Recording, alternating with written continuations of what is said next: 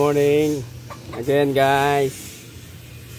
Today's video, we were replacing the air filter and the cabin filter of this Toyota Wigo 2016. Ito yung mga gamitin natin. Bumili na tayo. Ito yung yan, air filter. And this one is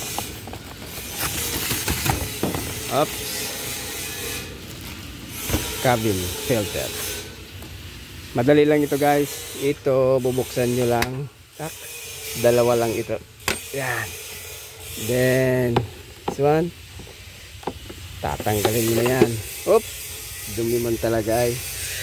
According to the manual, every 20,000 kilometers dapat magpalit. Ito masyadong madumi na, lampas ng 20, kaya papalitan na natin. Tara. Yan, ito na yung bago. Ito yung luma. Iba man talaga ay sa luma. Guys, napakadali.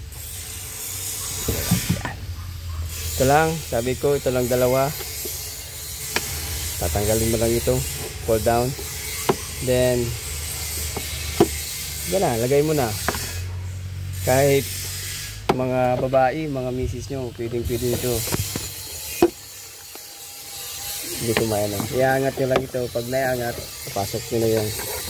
Madali, dali lang, guys.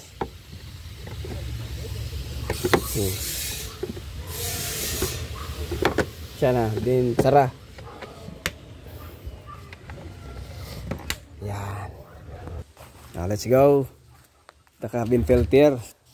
Ang cabin filter natin ay nasa loob. Ito yung sa aircon. Ito yan sa may seat dito. Yan. Tanggalin natin to, guys. Yan. Madali man lang itong tanggalin. Dalawa lang yan na hook.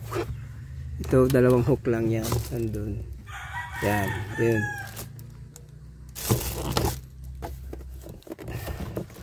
Yan, tanggal na.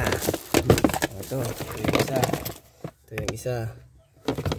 Pag natanggal na, siya na ito. Ito na. Nasaan na yung filter natin?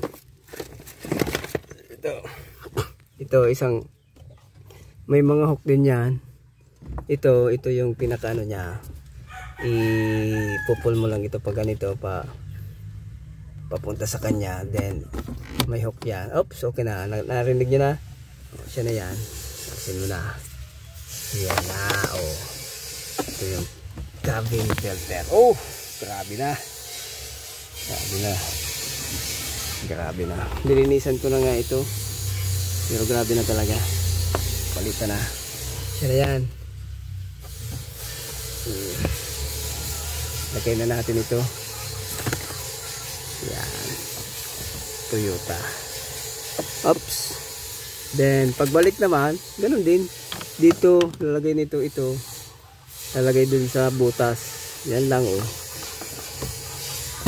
Siya na. Okay na. Then balik. Dito yung dalawang hook nitong ano ito. Lalagay nyo lang.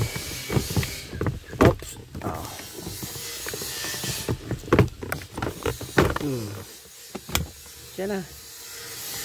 Yun na, guys. Good na.